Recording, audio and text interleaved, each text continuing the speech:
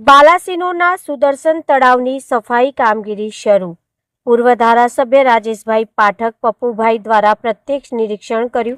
બાલાસિનોર શહેરના ઐતિહાસિક અને લોકપ્રિય એવા સુદર્શન તળાવની સફાઈની કામગીરી નગરપાલિકા દ્વારા જોરશોરથી શરૂ કરી દેવામાં આવી છે.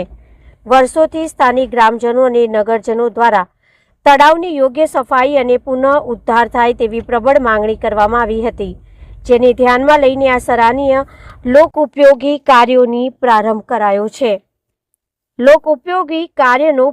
કરાયો છે.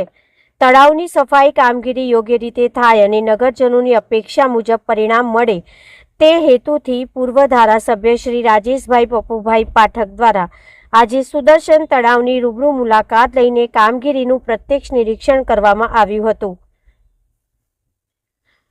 તેમણે સ્થળ પર ઉપસ્થિત રહીને કામગીરીની ઝીણવટભરી માહિતી મેળવી હતી અને જરૂરી સૂચનો કર્યા હતા.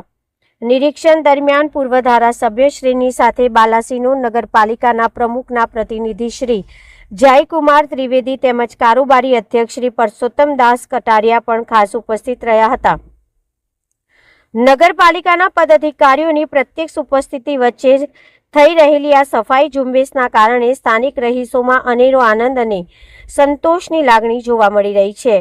વર્ષો જૂની માંગણી સંતોષાતા અને સુદર્શન તળાવનું શુદ્ધિકરણ શરૂ થતાં જ બાલાસિનોરના ગ્રામજનોએ નગરપાલિકા તંત્ર અને ઉપસ્થિત અગ્રણીઓનો આભાર વ્યક્ત કર્યો હતો.